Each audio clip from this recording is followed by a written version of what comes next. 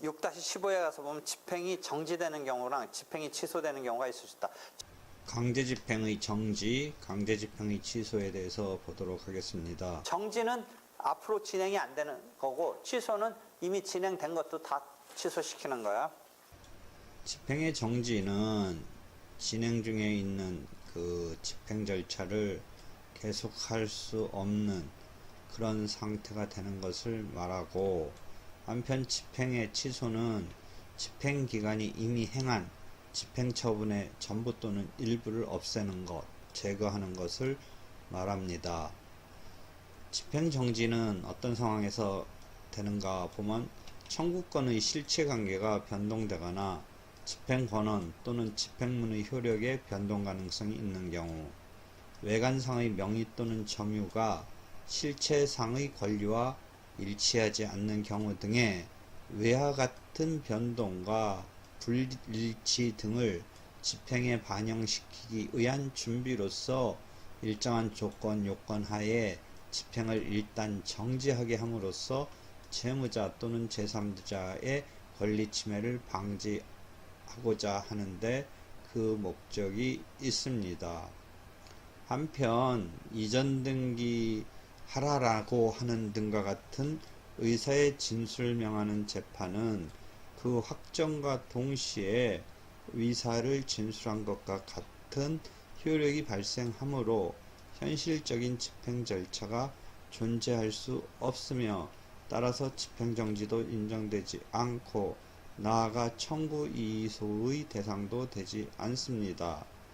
다만 의사의 진술을 명하는 재판이라 하더라도, 예컨대 이전 등기 하라라는 그런 재판이라고 하더라도 반대 채무의 이행을 조건으로 하는 판결, 예컨대 선이행 판결 또는 동시행 판결이 있지요. 이러한 선이행, 동시행의 그 이행 반대 채무를 해야 되는 것은 집행문 부여에 있어서 요건인데, 그렇다면 그때부터 효력이 생기므로 집행문 부여한 때 그러한 조건으로 하는 판결은 효력이 생기므로 그 이전에는 집행문 부여 전까지는 집행정지를 할 수 있다고 할 수 있습니다. 즉 요걸 그림으로 그려놨는데, 이전 등기 하라라고 하는 의사의 진술을 명하는 재판은 확정과 동시에 그 의사를 진술한 것과 같은 효력 발생, 즉 이전 등기에서 예컨대 공동으로 등기를 신청한 데 있어서의 그런 신청의 한쪽의 의사가 이 확정 판결로 대체돼서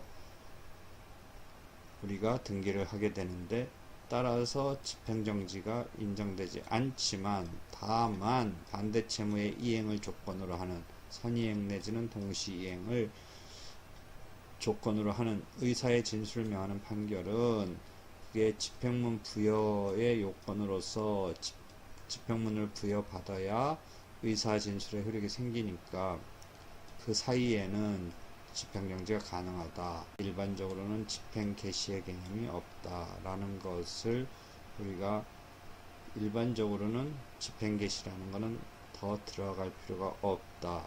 반대 채무의 이행을 조건으로 하는 경우에는 집행문 부여 단계에서 체킹된다. 그러니까 요 사이에서 집행문이 부여돼서 집행을 하기 위한 요 단계쯤은 역시 집행을 정지하는 이런 경우를 상정할 수 있다라고 생각하는 것입니다.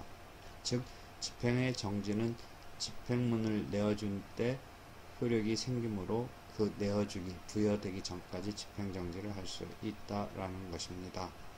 그 다음으로 집행정지의 원인에 대해서는 집행정지 서류를 제출하는 방법과 법정사실이 발생하는 이런 상황이 있습니다. 정지의 원인은 뭔가 지금 그것에 대해서 다툼이 있어서, 집행 자체에 다툼이 있어서 그렇지만 집행은 일단은 뭔가 다툼이 있어도 진행이 되니까 거꾸로 집행을 정지시켜야겠다라는 것을 받아와서 정지시켜야지 뭔가 불만이 있다고 그래서 불복을 했다고 그래서 곧바로 집행이 정지되는 건 아니야.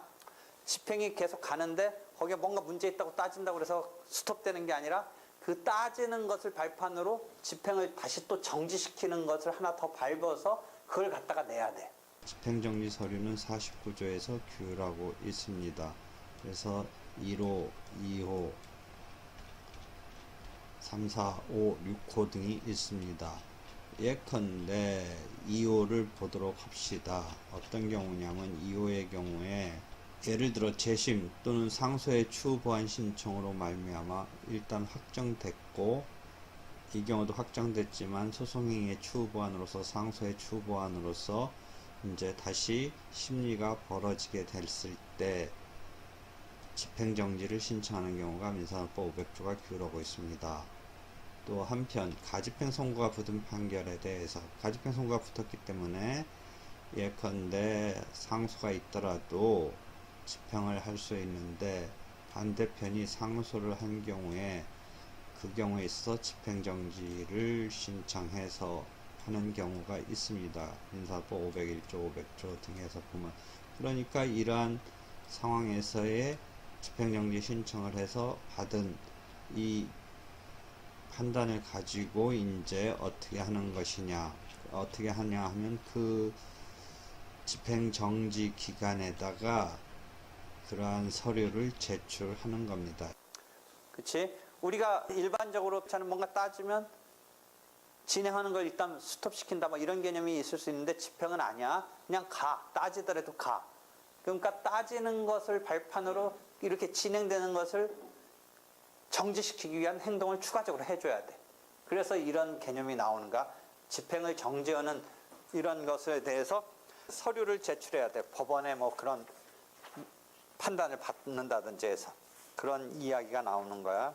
신청을 외와 같은 서류의 제출에 따른 정지를 이제 신청을 해서 비로소 집행기간이 정지를 하는 것이고, 당연히 정지되는 것은 아닙니다. 이러한 집행서류 등을 제출해야 되는데, 예컨대 부동산 강제 경매의 정지 신청은 경락인 매수인이 대금 납부 전까지 제출해야 합니다.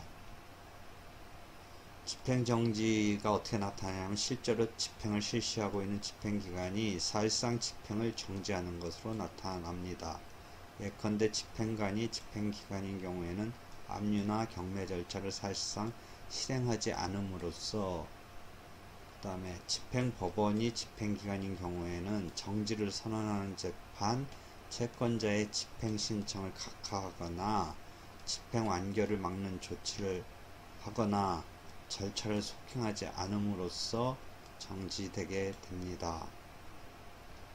정지된 집행을 속행하는 경우도 있는데 채권자가 정지 사유가 소멸한 것을 증명해서 다시 집행을 개시 또는 속행을 하라 해달라고 신청하는 것입니다.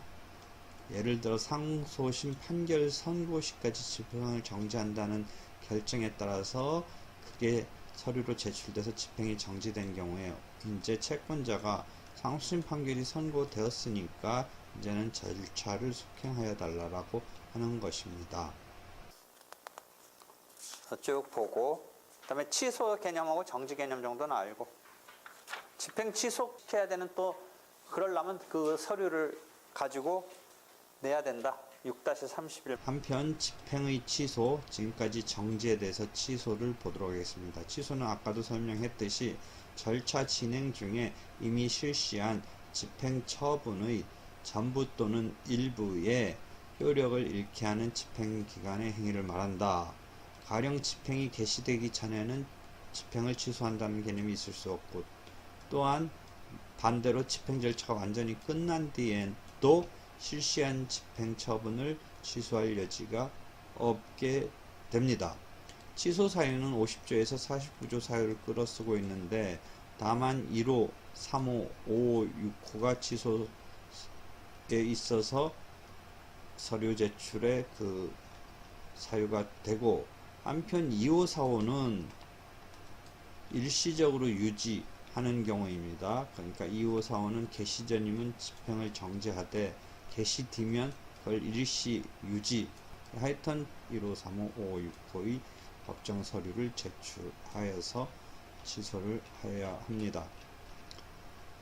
집행 취소의 효과는 집행의 종류에 따라서 다른데, 예컨대 유체동산의 압류를 취소하는 경우는 집행관이 압류물을 수취할 권리를 갖는 사람에게 취소됐다는 지지를 통지하고 그 압류물이 있는 장소에서 이를 수취권자에게 인도하여야 합니다. 집행규칙, 민사집행규칙 142조 1항에 있습니다.